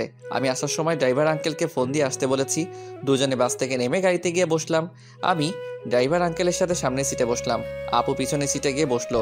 আপুর দিকে তাকিয়ে দেখি কার সাথে যেন মোবাইলে চ্যাটিং করছে। আমি আপুর থেকে চোখ সরিয়ে নিলাম। কিছুক্ষণ পর বাসায় চলে আসলাম। আপু গাড়ি থেকে নেমে ভিতরে চলে গেল। আমি জামা কাপড়ের ব্যাগ নিয়ে ভিতরে গেলাম। আন্টি বলল, কি ব্যাপার রাসেল, তোমরা এত তাড়াতাড়ি বাসে আসলে যে? আরো কিছুদিন থাকতে। আন্টি আপুর নাকি কাজ আছে, তাই চলে আসলাম। আর 10 দিন তো থেকে আসলাম। ঠিক আছে, তুমি রুমে গিয়ে ফ্রেশ হয়ে আসো, আমি টেবিলে খাবার দিচ্ছি। ঠিক আছে আন্টি। এই বলে নিজের রুমে চলে আসলাম। রুমে এসে ওয়াশরুমে ফ্রেশ হয়ে নিচে চলে আসলাম। একটা চেয়ার টেনে বসলাম। আপুকে দেখলাম না টেবিলে। তখন আমি আন্টিকে বললাম, আন্টি আপু কোথায়? আপু খাবার খাবে না? ও তো খাবার খেয়ে রুমে চলে গেছে, তুমি খেয়ে নাও। ও। আমি আর কোনো কথা না বলে খাবার খেয়ে রুমে চলে আসলাম। দেখতে দেখতে আরো 10টা দিন চলে গেল। আপুর সাথে কথা বলতে গেলে আমার সাথে কথা বলে না। এই 10টা দিন অনেক কষ্টেই কেটেছে। রিয়াদের বাসায় তেমন কষ্ট পাইনি, কারণ রিয়ার সাথে দুষ্টুমি করতে করতে দিন পার হয়ে গেছে। কিন্তু এখানে তো আপুই আমার সাথে সবসময় দুষ্টুমি করতো। আমি এখন বুঝতে পেরেছি, আপুর সাথে কথা না বলতে পারলে আমি অচল। আপুর আগের দুষ্টুমিগুলো খুব মিস করছি। আমার মনে হয় আমিও আপুকে ভালোবেসে ফেলেছি। কিন্তু আন্টি আঙ্কেল কি আমাদের মেনে নিবেন? সমাজের মানুষ কি বলবে? আপুকে দেখে এখন সবসময় হাসি খুশিই থাকে। কার সাথে যেন মোবাইলে সারাদিন কথা বলে। আপু কি তাহলে অন্য কাউকে ভালোবাসে? না, আমার মনের কথা আপুকে খুলে বলতেই হবে। রাতে রাফিকে ফোন দিয়ে বললাম কলেজের সামনে দেখা করতে। রাফিকে বলে দেখি সে কি বলে। আমি একটা জামা গায়ে দিয়ে বাসা থেকে বেরিয়ে একটা রিক্সা নিয়ে কলেজের সামনে চলে গেলাম। কিছুক্ষণ পর দেখি রাফি বাইক নিয়ে আমার সামনে আসছে। রাফি বাইক সাইড করে আমার সামনে এসে বলল, কি রে, হঠাৎ জরুরি দেখা করতে বললি কেন? আসলে তোর সাথে একটা কথা আমি শেয়ার করি নাই, এখন না করে পারছি না। কি কথা বল। তাহলে শোন। তারপর রিয়াদের বাসা এবং আপুদের বাসা থেকে সব কিছু খুলে বললাম। এখন তুই বল আমি কি করব? আঙ্কেল আন্টি যদি জানতে পারে তাহলে তো আমাকে বাসা থেকে বের করে দিবে। তখন আমি কোথায় যাব? তোর এই বন্ধু থাকতে তোর কোনো সমস্যা নেই। তুই আপুকে তোর মনের কথা খুলে বল, পরেরটা পরে দেখা যাবে। আপুকে এখন আমাকে ভালোবাসবে? আমি তো তার মনে কষ্ট দিছি। হয়তো কিছুদিন তোর সাথে অভিমান করে থাকবে, তারপর এমনি অ্যাকসেপ্ট করে নিবে। আমার মনে হয় আপু অন্য কোনো ছেলেকে ভালোবাসে। সারাদিন দেখি কার সাথে যেন মোবাইলে হেসে হেসে কথা বলে।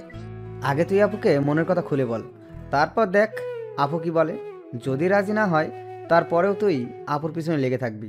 তোকে যদি সত্যিই ভালোবাসে তাহলে দেখবি তোর সাথে বেশি দিন অভিমান করে থাকতে পারবে না। তুই আপুর সব অত্যাচার সহ্য করে নিবি। ঠিক আছে, আজকে আমি আপুকে মনের কথা খুলে বলবো। আমি আর থাকতে পারছি না। এই 10টা দিন আমি অনেক কষ্ট পেয়েছি। ওকে চল, তোকে বাসায় নামিয়ে দিই। ঠিক আছে চল। আমি রাফির বাইকে করে বাসায় চলে আসলাম। রাফি আমাকে নামিয়ে দিয়ে চলে গেল। বাসার ভিতরে ঢুকে দেখি একটা গাড়ি, কিন্তু গাড়িটা তো আঙ্কেলের না। তাহলে বাসায় কারা এসেছে? আমি দরজার সামনে দাঁড়িয়ে কলিং বেল চাপ দিলাম। খালা এসে দরজা খুলে দিল। আমি ভিতরে ঢুকে দেখি আপু শাড়ি পরে মেহমানদের সামনে বসে আছে। আবার একটা ছেলে দেখি তাদের সাথে আছে। আঙ্কেল দেখি বাসায়। সবাইকে অনেক খুশি খুশি লাগছে। আমাকে দেখে আঙ্কেল বলল, রাসেল, তুমি সকালে কোথায় গিয়েছিলে? আঙ্কেল রাফির সাথে ছিলাম। ও, তা দাঁড়িয়ে আছো কেন? বসো। দেখো, নাদিয়াকে ওরা দেখতে এসেছে। তাদের নাদিয়াকে পছন্দ হয়েছে। এখন বিয়ের দিন তারিখ ঠিক করবে। নাদিয়াপুর বিয়ের কথা শুনে আমার পায়ের নিচের মাটি সরে গেল। এখনই সবার সামনে বলতে ইচ্ছে করছে, নাদিয়াপু তুমি বিয়েটা করো না, আমি তোমাকে ছাড়া থাকতে পারবো না। আমি তোমাকে অনেক ভালোবেসে ফেলেছি, কিন্তু সেটা আর বলতে পারছি না। তাদের দেখে বোঝা যাচ্ছে তারা এই বিয়েতে অনেক খুশি। সবচেয়ে বড় কথা হলো আপুকেও দেখি অনেক খুশি। তাদের এই খুশির মাঝে আমার ভালোবাসার কথা বলতে পারবো না। আমি চাই না আমার কারণে তাদের খুশি নষ্ট হয়ে যাক। আর ছেলেটা দেখতে অনেক সুন্দর, আপুর সাথে ভালো মানাবে। আমি নিজের কষ্ট চেপে রেখে তখন আমি বললাম, তাহলে তো অনেক ভালো, তোমরা যেটা ভালো মনে করো। তোর কি ছেলেকে পছন্দ হয়েছে? ওনাকে পছন্দ না হওয়ার কি আছে, দেখতে অনেক সুন্দর, আপুর সাথে ভালো মানাবে। তাহলে আমরা বিয়ের 3 তারিখ ঠিক করতে পারি। তারপর তারা বিয়ের দিন তারিখ ঠিক করলো। আগামী শুক্রবার আপুর বিয়ে। আমি আর তাদের মধ্যে না থেকে নিজের রুমে চলে আসলাম। দরজা আটকে দিয়ে অনেক কান্না করতে লাগলাম। জীবনে কোনো মেয়েকে ভালোবাসি নাই, এই প্রথম একজনকে ভালোবাসলাম, কিন্তু তাকে আর বলতে পারলাম না। বলার আগেই তার বিয়ে ঠিক হয়ে গেল। হঠাৎ আমার মোবাইলটা বেজে উঠলো। দেখি রিয়া ফোন দিছে। আজকে এতদিন পরে রিয়া আজকে ফোন দিছে। চোখের পানি মুছে ফোনটা রিসিভ করলাম। কিরে, কেমন আছিস? আছি কোনো রকম। তুই কেমন আছিস? আমি আলহামদুলিল্লাহ ভালো আছি। মামা মামি তারা কেমন আছে? সবাই ভালো আছে, কিন্তু তোর কথা কেমন জানি লাগছে। কি হয়েছে তোর? আমার তো কিছুই হয়নি। তুই মনে হয় আমার কাছে কিছু লুকাচ্ছিস। বল, কি হয়েছে তোর? বলতে পারি, কিন্তু তুই আমাকে কথা দিতে হবে, তুই কাউকে কিছু বলবি না। ঠিক আছে, বলবো না। এবার বল। তাহলে শোন। এটা তুই কি বলছিস? আমি ফুপা ফুপির সাথে কথা বলি? না রে, তারা শুনলে অনেক কষ্ট পাবে। তারা এই বিয়েতে অনেক খুশি। তাহলে তুই কষ্ট পাচ্ছিস কেন? আমি কষ্ট পেলে কিছু হবে না। আমি চাই না আমার কারণে তাদের আশা ভরসা সব নষ্ট হয়ে যায়। তুই কি পারবি আপুকে ভুলে থাকতে? আমাকে ভুলে থাকার চেষ্টা করতে হবে। এই বিয়েতে আপু রাজি আছে। তাহলে আপু যখন তোকে ভালোবাসার কথা বলেছে তখন রাজি হোস নাই কেন? তখন তো আমি আপুকে ওই চোখে দেখি নাই, আমার বড় বোনের মতো দেখেছি। আর আঙ্কেল আন্টি এবং সমাজের কথা চিন্তা করে আপুকে মানা করে দেই। তখন যদি রাজি হইতি তাহলে আজকে আর কষ্ট পেতে হতো না। এখন তুই কি করবি? এখন আমি আপুকে ভুলে থাকার চেষ্টা করব। আপুর বিয়ে হয়ে গেলে আঙ্কেল আন্টি একা হয়ে যাবে। তাই আমি চাই বাকিটা জীবন তাদের সাথে পার করে দিতে। ঠিক আছে, তাহলে ভালো থাকিস। আর যা কিছু করিস চিন্তা ভাবনা করে করিস। বাই। এই বলে রিয়া ফোন কেটে দিল। আমার চোখ দিয়ে আবার পানি পড়তে শুরু করলো। কান্না করতে করতে নিচে ঘুমিয়ে গেলাম। রাতে সবাই টেবিলে বসে খাবার খেতে লাগলাম। তখন আঙ্কেল বলল, রাসেল, আমি চাই নাদিয়ার বিয়ের সব কিছু তুমি করবে। ঠিক আছে আঙ্কেল। আরে রাসেল, তোমার চোখ দুটো লাল হয়ে আছে কেন? কি হয়েছে তোমার? আসলে আন্টি চোখে কি যেন পড়েছে, তাই লাল হয়ে গেছে। চিন্তা করবেন না, এমনি ঠিক হয়ে যাবে। আমি নাদিয়া আপুর দিকে তাকিয়ে দেখি এক মনে খাবার খেয়ে যাচ্ছে। আমি তার থেকে চোখ সরিয়ে হালকা খাবারকে রুমে চলে আসলাম। রুমে এসে দেখি মোবাইলটা বাজতে আছে। হাতে নিয়ে দেখি রাফি ফোন দিছে। আমি রিসিভ করার পর রাফি বলল, কিরে, কেমন আছিস? আপুকে কি ভালোবাসার কথা বলেছিস? আমি ভালো আছি, আর আপুকে ভালোবাসার কথা বলতে পারি নাই। কেন, কি হয়েছে? আপুর বিয়ে ঠিক হয়ে গেছে, তাই আর আমার মনের কথা খুলে বলতে পারি নাই। কি বলছিস তুই? কোথায় বিয়ে ঠিক হয়েছে? ছেলের বাড়ি কোথায় সেটা বলতে পারবো না। ছেলেটা দেখতে অনেক সুন্দর। তুই আমাকে বাসার সামনে নামিয়ে দিয়ে যাওয়ার পর তারপর সব খুলে বললাম। এটা তুই কি বলছিস? তুই কি পারবি আপুকে ভুলে থাকতে? তুই একবার আঙ্কেল আন্টিকে কথা খুলে বল, আর না হয় আপুকে বল। না রে, আমি চাই না আমার কথা শুনে তারা কষ্ট পাক। এই বিয়েতে তারা সবাই খুশি আছে, আর নাদিয়া আপুও রাজি আছে। আঙ্কেল আন্টির কথা চিন্তা করে নিজেকে কষ্ট দিবি? তুই কি থাকতে পারবি? শোন, আঙ্কেল আমাকে রাস্তা থেকে তুলে এনে তাদের বাসায় ঠাঁই দিছে। তাদের মতো একটা পরিবার পেয়েছি। আমার মতো এতিম ছেলেকে নিজের ছেলের মতো দেখেছে। তাহলে আমি এই কথা বলি কেমন করে? আর নাদিয়া আপুকে আমি ভুলে যাব? কিছুদিন গেলে সবকিছু ঠিক হয়ে যাবে। তুই মানুষ না রে, তুই একটা ফেরেশতা। তোর মতো বন্ধু পাওয়া ভাগ্যের ব্যাপার। ঠিক আছে, ভালো থাকিস। কালকে থেকে বিয়ের সবকিছু আমাকে করতে হবে, আজকে আঙ্কেল বলেছে। ওকে, ভালো থাকিস। আল্লাহ হাফেজ। এই বলে রাফি ফোন কেটে দিল। আমি নিজেকে যতই শক্ত রাখার চেষ্টা করি, কিন্তু আমি তা পারছি না। বারবার আপুর চেহারাটা চোখের সামনে ভেসে আসছে। আর কিছু না ভেবে ঘুমিয়ে পড়লাম। সকালে ঘুম থেকে উঠতে দেরি হয়ে গেছে। আজকে আমাকে কেউ ডাকতে আসে নাই। মনে হয় কাজে কামে বিজি সবাই। আমি বিছানা থেকে নেমে ওয়াশরুমে চলে গেলাম। ফ্রেশ হয়ে একটা জামা গায়ে দিয়ে নিচে আসলাম। নিচে এসে একজনকে দেখে আমি পুরো অবাক হয়ে গেলাম। এ আর কেউ নয়, আপুর সাথে যে ছেলের বিয়ে ঠিক হয়েছে সেই ছেলে। আমি এখনো ওনার নাম জানি না। আমাকে দেখে ডাক দিল, আসসালামু আলাইকুম দুলাভাই, কেমন আছেন? আলহামদুলিল্লাহ ভালো আছি। তুমি কেমন আছো? আমিও ভালো আছি। দুলাভাইয়ের নামটা তো জানা হলো না, তা হঠাৎ বিয়ের আগে শ্বশুরবাড়িতে? আমার নাম রনি। নিজেদের অফিস দেখাশোনা করছি। আর আজকে নাদিয়াকে নিয়ে মার্কেটে যাব বিয়ের কেনাকাটা করতে। আমি চাই নাদিয়ার পছন্দের মতো সব কিছুই কিনে দিতে। খুব ভালো। তা আপু কোথায়? নাদিয়া রেডি হয়ে আসছে, তুমিও আমাদের সাথে চলো। না দুলাভাই, আঙ্কেল আমাকে বিয়ের সব কিছুর দায়িত্ব দিছে। আমি নাস্তা করে বাহিরে গিয়ে বিয়ের কার্ডের অর্ডার, ডেকোরেশন সব কিছু করে আসতে হবে। আমার হাতে অনেক কাজ। আপনি আপুকে নিয়ে যান। তোমার যখন কাজ আছে তাহলে তো আর জোর করা যাবে না। চলুন, নাস্তা করবেন। আমি বাসা থেকে করে এসেছি, তুমি করে নাও। ঠিক আছে বলে নাস্তার টেবিলে চলে আসলাম। খালা আমাকে নাস্তা দিয়ে গেল। হঠাৎ সিঁড়ির উপর চোখ গেল, দেখি আপু সুন্দরভাবে সেজে গুজে নিচে নামছে। আপুকে দেখতে অনেক সুন্দর লাগছে। আপু আমার দিকে তাকাতে আমি চোখ সরিয়ে নিলাম। তারপর তারা দুজনে বাসা থেকে বেরিয়ে গেল। আমি হালকা নাস্তা করে বাসা থেকে বেরিয়ে রিক্সা নিয়ে রাফিদের বাসার সামনে চলে আসলাম। ভাড়া মিটিয়ে কলিং বেল চাপ দিলাম। কিছুক্ষণ পর রাফির আম্মু দরজা খুলে দিল। আসসালামু আলাইকুম আম্মু, কেমন আছো? আম্মু, কাজে অনেক বিজি ছিলাম, তাই তোমার সাথে দেখা করতে পারি নাই। প্লিজ আম্মু, তুমি আমার উপর রাগ করে থেকো না। আম্মু আমাকে জড়িয়ে ধরে কপালে 2টা চুমু দিল, তারপর বলল, এতদিন পর তোর এই আম্মুর কথা মনে পড়েছে? সরি আম্মু, আমার ভুল হয়ে গেছে, আর কখনো এমন ভুল করব না। ঠিক আছে, এখন ভেতরে আয়। রাফি তার রুমে আছে, তুই ওর রুমে যা, আর আমি কফি পাঠিয়ে দিচ্ছি। ঠিক আছে আম্মু। আমি ভিতরে ঢুকে উপরে রাফির রুমে যেতে লাগলাম।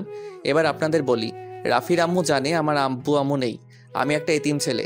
তখন রাফির আম্মু আমাকে বলে, কে বলেছে তোর আব্বু আম্মু নেই? আজকে আমি তোর আম্মু। এখন থেকে আমাকে আম্মু বলে ডাকবি। এখন আমার 2 ছেলে। এরপর থেকে রাফির আম্মুকে আমি আম্মু বলে ডাকি। রাফির রুমে এসে দেখি রাফি বিছানায় শুয়ে মোবাইল টিপতে আছে। আমাকে দেখে উঠে বসলো। কিরে, তুই কখন আসলি? এই তো কিছুক্ষণ আগে। তা তুই আসবি, আমাকে তো বললি না। আমি তো এমনি আসি নাই, আপুর বিয়ের সব দায়িত্ব আঙ্কেল আমাকে দিছে। আমি তো একা একা সবকিছু করতে পারবো না, তাই তোকে নিয়ে সবকিছু করব। নিজের ভালোবাসার মানুষের বিয়ের সব দায়িত্ব পালন করবি? তোর কি একটুও কষ্ট হচ্ছে না? কষ্ট হলে তো কিছুই করার নেই। আঙ্কেল আন্টির সুখের জন্য আমি সব কিছু করতে রাজি আছি। এখন তাড়াতাড়ি রেডি হয়ে নে, হাতে অনেক কাজ আছে। ঠিক আছে, তুই বস, আমি ফ্রেশ হয়ে আসছি। এটা বলে রাফি ওয়াশরুমে ঢুকে ফ্রেশ হয়ে আসলো। আম্মু এসে আমাদের কফি দিয়ে গেল। দুজনে কফি খেয়ে আম্মুর রুম থেকে বিদায় নিয়ে বাহিরে চলে আসলাম। বাইক নিয়ে দুজনে বেরিয়ে পড়লাম। প্রথমে বিয়ের কার্ডের অর্ডার দিলাম, তারপর বাকি যে কাজ ছিল সব কিছুর কাজ সেরে বাসায় চলে আসলাম। রাফি আমাকে বাসার সামনে নামিয়ে দিয়ে চলে গেল। আমি বাসার ভিতরে ঢুকে কলিং বেল চাপ দেওয়ার পর খালা এসে দরজা খুলে দিল। সব কাজ শেষ করে আসতে সন্ধ্যা হয়ে গেছে। আমি আর বাহিরে দুপুরে খাবার খেলাম। ভিতরে ঢুকে দেখি আঙ্কেল আন্টি সবাই বসে কফি খাচ্ছে আর কথা বলছে। আমাকে দেখে আঙ্কেল ডাক দিল। আমি গিয়ে তাদের পাশে বসলাম। রাসেল, সব কাজ কি শেষ? জি আঙ্কেল, কালকে সকালে ডেকোরেশনের সব লোক মালপত্র নিয়ে চলে আসবে, আর বিয়ের কার্ড কালকে বিকালে নিয়ে আসতে বলেছে। ফুলের লোক গায়ে হলুদের দিন সকালে আসবে। ঠিক আছে, তুমি এখন রুমে গিয়ে ফ্রেশ হয়ে কিছুক্ষণ রেস্ট নাও, কালকে আবার কাজে লেগে পড়তে হবে। ঠিক আছে আঙ্কেল, এই বলে নিজের রুমে চলে আসলাম। ওয়াশরুমে ঢুকে ফ্রেশ হয়ে বিছানায় শুয়ে পড়লাম। রাতে খাবার খাওয়ার জন্য খালা ডেকে গেছে, তাই বিছানা থেকে উঠে নিচে চলে আসলাম। টেবিলের সামনে গিয়ে দেখি আঙ্কেল আন্টি আর আপু বসে আছে। আমি একটা চেয়ার টেনে বসলাম। আন্টি খাবার বেড়ে দিল। আপুর দিকে তাকিয়ে দেখি এক মনে খাবার খেয়ে যাচ্ছে। আমার দিকে একটাবার তাকালো না। আমি খাবার খেয়ে নিজের রুমে চলে আসলাম। তারপর বিছানায় শুয়ে পড়লাম। পরের দিন বিকালে বিয়ের কার্ড নিয়ে আসলাম। তখন আমি আঙ্কেলকে বললাম, আঙ্কেল বিয়ের কার্ডগুলো কি করব? তোমার বন্ধু বান্ধব কতজন আছে তাদের একটা করে দিয়ে আসো, আমি কিছু রাখছি, আর বাকিগুলো নাদিয়াকে দিয়ে আয়। আঙ্কেল, আমার তেমন বন্ধু নেই, আমার একমাত্র বন্ধু রাফি এবং তার পরিবার। ঠিক আছে, তাদের বিয়ের কার্ড দিয়ে এসো, আমি কিছু রাখছি, বাকিগুলো নাদিয়াকে দিয়ে আয়। আঙ্কেল কিছু কার্ড রাখলো। বাকিগুলো নিয়ে আপুর রুমের সামনে গেলাম। বাহির থেকে বললাম, আপু ভিতরে আসতে পারি? আয়। আমি ভিতরে ঢুকে দেখে আপু বিছানায় বসে আছে, কিন্তু অবাক করার বিষয় হলো আপুর চোখ দুটো লাল হয়ে আছে। আমাকে দেখে বলল, কেন এসেছিস? আসলে আপু, আঙ্কেল বলেছে বিয়ের কার্ডগুলো তোমাকে দিতে, তোমার বন্ধু বান্ধবকে দেওয়ার জন্য। ঠিক আছে, রেখে যা। আমি বিছানার উপরে কার্ডগুলো রেখে যেই না রুম থেকে বেরিয়ে যাব, তখন আপু আমাকে পিছন থেকে জড়িয়ে ধরে কান্না করে দিল। আমি আপুকে আমার দিকে ঘুরিয়ে বললাম, আপু তুমি কান্না করছো কেন? তুই কি মানুষ নাকি অন্য কিছু? আপু হঠাৎ এই কথা বললে কেন? আমাকে রিয়া ফোন করে সব বলে দিছে। তুই আমাকে ভালোবাসার কথা বললি না কেন? আমি তোমাকে যেদিন বলতে যাব সেদিন দেখি তোমাকে ছেলেপক্ষ দেখতে এসেছে, তাই আর বলি নাই। তুই তো আমাকে একটাবার বলে দেখতি, তোকে আমি এখনো অনেক ভালোবাসি। সেটা আর কখনো সম্ভব না। তোমার বিয়ে ঠিক হয়ে গেছে। এই বিয়েতে আঙ্কেল আন্টি অনেক খুশি। আমি চাই না তাদের মনে কষ্ট দিতে। তুই মা বাবার সুখের কথা চিন্তা করে নিজের ভালোবাসা কোরবানি করে দিবি? এছাড়া আমার কোনো উপায় নেই। ঠিক আছে, তুই যখন মা বাবার সুখের কথা চিন্তা করে আমাকে বিয়ে করবি না, তাহলে আমি রনিকে বিয়ে করব। কিন্তু কখনো রনিকে স্বামীর অধিকার দিব না। আমি তোকে ভালোবাসি আর সারা জীবন বেঁচে যাব। আপু তুমি এমন পাগলামি করো না, আমাকে তুমি ভুলে যাও। নিজের বাবা মার কথা একটাবার চিন্তা করো, তোমার এই বিয়েতে তারা অনেক খুশি। তুই আমার রুম থেকে বেরিয়ে যা। যে ছেলে নিজের ভালোবাসার মানুষকে অন্য ছেলের হাতে তুলে দিতে রাজি আছে, সে কখনো কাউকে ভালোবাসতে পারে না। আমি আর কোনো কথা না বলে নিজের রুমে চলে আসলাম। নিজের চোখ দিয়ে 2 ফোঁটা পানি পড়ে গেল। আপু আমি তোমাকে অনেক ভালোবাসি। তুমি যদি আমার জায়গায় হতে তাহলে তুমি তাই করতে। আমার কিছু করার নেই। দেখতে দেখতে বিয়ের দিন চলে এসেছে। আপুর বিয়েতে সবাই এসেছে। আজকে আপুর গায়ে হলুদ। আপুকে স্টেজে আনা হয়েছে।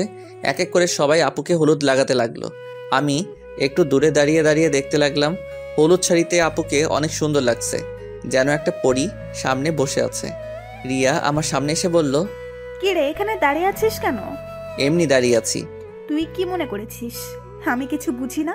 এখনো সময় আছে, তুই মামা মামিকে সবকিছু খুলে বল। না রে, আমি চাই না তাদের মনে কষ্ট দিতে। তোর কি কষ্ট হচ্ছে না?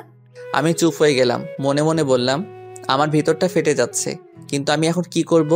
আমাকে চুপ থাকতে দেখে রিয়া আবার বলল, কি রে, কথা বলছিস না কেন? আমার ভালো লাগছে না, তুই আমাকে একটু একা থাকতে দে। রিয়া আর কোনো কথা না বলে চলে গেল। হঠাৎ আঙ্কেল আমার সামনে এসে বলল, কি ব্যাপার রাসেল, তুমি এখানে দাঁড়িয়ে আছো কেন? যাও নাদিয়াকে হলুদ লাগিয়ে দিয়ে আসো। যাচ্ছি আঙ্কেল বলে স্টেজে উঠে নাদিয়া আপুর সাথে বসলাম। আপু আমার দিকে করুণ চোখে দেখালো। আমি একটু হলুদ আপুর গালে লাগিয়ে দিলাম, তারপর মিষ্টি আপুর মুখের সামনে ধরলাম, কিন্তু আপু খাচ্ছে না, আমার দিকে তাকিয়ে আছে। তখন আন্টি বলল, কিরে নাদিয়া, রাসেল তোর মুখের সামনে মিষ্টি ধরে রেখেছে, তুই খাসনি কেন? আন্টির কথা শুনে আপু হালকা একটু মিষ্টি খেলো। তারপর আপু আমাকে একটু মিষ্টি খাইয়ে দিল। আমি আর বসে না থেকে ছাদে চলে গেলাম। অনেক কষ্টে আপুর সামনে চোখের পানি আটকে রেখেছি। ছাদের কিনারে দাঁড়িয়ে কান্না করতে লাগলাম। আজকে রাতটা পার হলে কালকে আপুর বিয়ে হয়ে যাবে। নিজের চোখের সামনে কিভাবে দেখবো আপুর বিয়ে? আমার চোখের পানি কোনো বাধা মানছে না। অঝোর ধারায় পানি পড়তে লাগলো। ছাদে কতক্ষণ ছিলাম বলতে পারবো না। আমার একটা জিনিস কিছুতেই মাথায় ঢুকছে না। রাফিক আজকে গায়ে হলুদ ধরে দেখলাম না, ও কোথায়? আমাকে তো বলেছে সন্ধ্যার পরে চলে আসবে। আম্মু আব্বু তারা এসেছে, কিন্তু তাকে দেখলাম না। পকেট থেকে মোবাইল বের করে রাফিকে ফোন দিলাম, কিন্তু তার মোবাইল বন্ধ বলছে। আমি আর কিছু না ভেবে নিচু নামতে যাব, হঠাৎ ছাদে কারো আসার শব্দ পেলাম। নিচের দিকে তাকিয়ে দেখি আপু ছাদের দিকে আসছে। আপু আমাকে দেখে হাত ধরে টেনে ছাদের কিনারে নিয়ে আসলো। তখন আপু বলল, নিজেকে এত কষ্ট দিচ্ছিস কেন? রাসেল এখনো সময় আছে। তুই আব্বু আম্মুকে সবকিছু খুলে বল। তুই যদি বলতে ভয় পাস তাহলে আমি বলি। না আপু, তুমি এই কাজগুলো কখনো করবে না। তারা শুনলে অনেক কষ্ট পাবে। আমি চাই না তারা আমার কথা শুনে কষ্ট পাক। তুই কি পারবি আমাকে ছেড়ে থাকতে? আমাকে পারতেই হবে। রাসেল, শেষবারের মতন আমার একটা কথা রাখবি? কি কথা বলো? তুই কালকে আমার সামনে আসিস না। আমি তোকে সামনে দেখলে কবুল বলতে পারবো না। ঠিক আছে, আমি তোমার সামনে থাকবো না। আমাকে জড়িয়ে ধরে একটা কিস করবি? কালকের পর তো অন্য পুরুষের সাথে থাকতে হবে। এখানে অন্য পুরুষ কোথায় থেকে আসলো? সে তো হবে তোমার স্বামী। কিন্তু আমি তো তাকে কখনো স্বামী হিসেবে মানবো না। আমি শুধু তোকে ভালোবাসি। প্লিজ আপু, তুমি আমাকে ভুলে যাও। স্বামী সংসার নিয়ে নতুন জীবন শুরু করো। আমি কখনো তোকে ছাড়া নতুন জীবন শুরু করতে পারবো না। আপু, তোমাকে আমার কসম দিয়ে বলছি, তুমি আঙ্কেল আন্টির মনে কষ্ট দিও না। সব বাবা মা চায় তার মেয়ে যেন সুখে থাকে। ঠিক আছে, তুই যা বলছিস তাই হবে। এখন আমাকে শেষবারের মতন জড়িয়ে ধরে একটা কিস কর। তোর কাছে এটাই আমার শেষ চাওয়া। আপু, তোমাকে জড়িয়ে ধরতে পারবো, কিন্তু কিস করতে পারবো না। এটা একমাত্র তোমার স্বামীর অধিকার। ঠিক আছে, তাহলে জড়িয়ে ধর। আমি আপুকে জড়িয়ে ধরলাম। আপু শুধু চোখের পানি ফেলছে। আমাকে কিছুক্ষণ জড়িয়ে ধরে নিচে নেমে গেল। পরের দিন আমি কাজে বিজি থাকতে শুরু করলাম। সবকিছু ঠিকঠাক মতো দেখিয়ে দিতে লাগলাম। কিছুক্ষণ পর আম্মু আমার সামনে আসলো। কি রে রাসেল, তোকে গতকাল থেকে ঠিকভাবে দেখতে পাচ্ছি না। আসলে আম্মু, আপুর বিয়ের সব দায়িত্ব আমার হাতে, তাই কাজে কামে এদিক ওদিক দৌড়াতেছিলাম। তোর চোখ দুটো লাল হয়ে আছে, কি হয়েছে তোর? আমার কিছু হয়নি আম্মু, এমনি রাতে একটু ঘুম কম হয়েছে।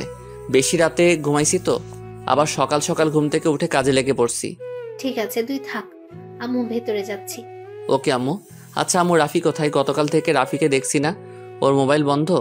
আমাকে তো বলছে তার কি একটা কাজ আছে, তাই সে আসতে পারবে না, কিন্তু আজকে দুপুরে চলে আসবে বলেছে। মোবাইল বন্ধ কেন সেটা তো বলতে পারবো না। ও, আম্মু আর কোনো কথা না বলে চলে গেল। আমি আবার কাজে লেগে পড়লাম। দেখতে দেখতে দোলা আসার সময় হয়ে গেছে। এদিকে আমার সবকিছু ঠিকঠাক মতো হয়ে গেছে। আমি রুমে এসে ফ্রেশ হয়ে একটা পাঞ্জাবি গায়ে দিয়ে রুম থেকে বেরিয়ে যেতেই হঠাৎ রিয়া আমার রুমে আসলো। কিরে, তুই হঠাৎ আমার রুমে? রাসেল, তোর অনেক কষ্ট হচ্ছে তাই না রে? আমি সব কষ্ট মাটি চাপা দিয়ে আর দিচ্ছি। হয়তো নাদিয়া আপু আমার কপালে ছিল না, তাই এরকম আমার সাথে হয়েছে। আমি তার জন্য দোয়া করি, সে যেন স্বামী সংসার নিয়ে সুখে থাকে। তোকে কিছু বলার ভাষা আমার নেই। তুই আসলে মানুষ না, তুই একটা ফেরেশতা। ঠিক আছে, দুলা আসার সময় হয়ে গেছে, এখন বাইরে যেতে হবে। চলো দুজনে একসাথে যাই। ঠিক আছে চল। আমি আর রিয়ার রুম থেকে বেরিয়ে গেটের সামনে গেলাম, দেখি জামাই চলে এসেছে। আমি জামাইকে দেখে অন্যদিকে চলে গেলাম।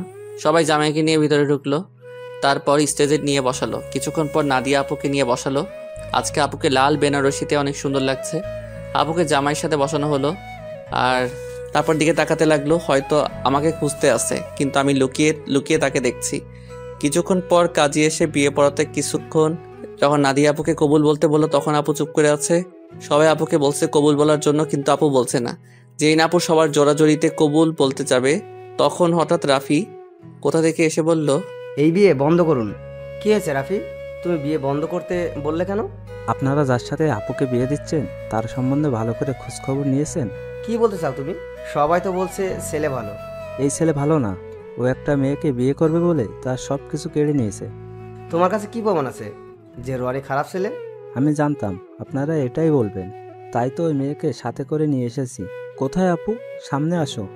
রাফির কথা শুনে একটা মেয়ে সবার সামনে আসলো। মেয়েটাকে দেখে রনির চোখ বড় বড় হয়ে গেল।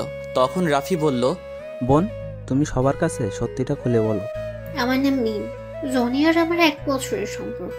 সে আমাকে বিয়ে করবে বলে আমার সব কিছু কেড়ে নিয়ে গেছে। কিছুদিন আগে সে আমাকে বলে তাকে ভুলে যেতে, আর নাকি তার অন্য জায়গায় বিয়ে ঠিক হয়েছে। আমার সাথে নাকি প্রেমের অভিনয় করেছে। আমার ছেলে যে তোমার সাথে খারাপ কিছু করেছে তার কি প্রমাণ আছে? আমার মোবাইলে আমার আর রনির একসাথে ছবি আছে, এবং কিছু নেগেটিভ ছবিও আছে, চাইলে দেখতে পারেন। বলে মোবাইলটা রনির বাবার হাতে দিল। তখন রনির আব্বু বলল, আমি তোমাদের দুজনের ছবি শুধু দেখেছি, আর ওগুলো দেখতে চাই না। রহমান সাহেব, আপনি আমাকে ক্ষমা করে দিন। আমি জানতাম না আমার ছেলে এতটা খারাপ। যদি জানতাম তাহলে কখনোই আপনার মেয়ের জন্য বিয়ের প্রস্তাব নিয়ে আসতাম না। আমি আজকে ওদের দুজনকে বিয়ে দিব। পারলে আমাকে মাফ করে দিবেন। এই বলে রনির বাবা মিম এবং রনিকে নিয়ে তারা বাসা থেকে বেরিয়ে গেল। সবাই এখন চিন্তা করছে নাদিয়ার কি হবে। তখন আঙ্কেল বলল, এখন আমার মেয়েটার কি হবে? এখন ওকে কে বিয়ে করবে? তখন রাফি আর রিয়া আঙ্কেলের সামনে গিয়ে বলল, আঙ্কেল, আপনি কোনো চিন্তা করবেন না, আপুর বিয়ে আজকে এবং এখনই হবে। তুমি কি বলছো রাফি? আমার মেয়েকে বিয়ে করবে? সে আর কেউ নয়, আমি রাসেলের কথা বলছি। রাসেল আর নাদিয়া আপু দুজনকে পাগলের মতো ভালোবাসে। শুধু আপনাদের সুখের কথা চিন্তা করে নিজের ভালোবাসা কোরবানি দিতে চেয়েছে। কারণ মামা, তুমি ওকে রাস্তা থেকে তুলে এনে নিজের বাসায় ঠাঁই দিছো, তাই তোমাদের নুন খেয়ে তোমাদের মনে কষ্ট দিতে চাইনি। আমি আপনাকে সবকিছু খুলে বলি। আঙ্কেল রাফির কথা শুনে আমার সামনে এসে ঠাস করে একটা থাপ্পড় মেরে বলতে লাগলো, নিজেকে খুব মহান মনে করছিস তাই না? আমি কি কখনো তোর চাওয়া পাওয়া অপূর্ণ করেছি? তোকে আমি বাইরের ছেলে মনে করেছি? তুই কেন এমন করছিস? আমি তোমাদের সাথে প্রতারণা করতে পারবো না। আমি আপনাদের দুজনকে সবসময় নিজের মা বাবার মতো দেখে এসেছি। আমি একটা এতিম ছেলেকে ঠাঁই দিয়ে নতুন জীবন দিয়েছেন। আমি কি করে আপনাদের মনে কষ্ট দেই? আরে, আমি তোকে কখনো অন্যভাবে দেখিনি। আমি তোকে নিজের ছেলের মতো জানি। তুই আমাদের কাছে একটাবার বলে দেখতি, আমি কখনো মানা করতাম না। এটা শুনে আমি তো আরো খুশি হয়েছি। আচ্ছা, তোর কথা বাদ দিলাম, নাদিয়া তো আমাদের খুলে বলতে পারতি। আমি তোমাদের সবকিছু খুলে বলতে চেয়েছি, কিন্তু রাসেল আমাকে মানা করেছে, আবার আমাকে কসম দিছে। ঠিক আছে, এখন সব বাদ। এখন রাফি, তুমি রাসেলকে তৈরি করে নিয়ে আসো। ঠিক আছে আঙ্কেল। এ বলে রাফি আমাকে নিয়ে ওপরে চলে আসলো। আমি সাথে সাথে রাফিকে জড়িয়ে ধরে কান্না করে দিলাম। তারপর বললাম, কি রে, কেমনে কি? আমার পাঠক পাঠিকারা তো কিছুই বুঝতে পারছে না, একটু সবাইকে খুলে বল। ঠিক আছে, বলছি। আমি গতকাল দুপুরে মার্কেটে যাচ্ছিলাম আপুর বিয়ের উপহার কিনতে। তখন হঠাৎ দেখি একটা মেয়ে রনির মতো একটা ছেলের সাথে কথা বলছে। হঠাৎ ছেলেটা মেয়েটাকে ঠাস করে 2টা থাপ্পড় মেরে চলে যায়। ছেলেটা যে সময় গাড়িতে উঠবে তখন তার চেহারা দেখে অবাক হয়ে যায়, কারণ সে ছিল রনি ভাই। আমি আর দাঁড়িয়ে না থেকে মেয়েটার কাছে গেলাম। তখন তাকে জিজ্ঞেস করি, ওই ছেলেটার সাথে তোমার কি সম্পর্ক? তারপর মেয়েটি সব খুলে বলে। কি বলেছে আপনারা তো সব জানেন। তুই মিমের সব কথা শুনে কি বলছিস? আমি ওর কথা শুনে তাকে নিয়ে বাসায় চলে আসলাম।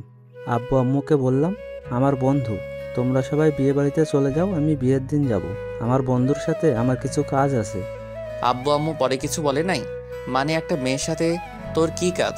তুই তো জানিস আব্বু আম্মু আমাকে অনেক বিশ্বাস করে, তার ছেলে কখনো খারাপ কাজ করবে না। আব্বু আম্মু চলে আসার পর কোনো রকম রাতটা কাটিয়ে পরের দিন বিয়ে বাড়িতে নিয়ে আসলাম।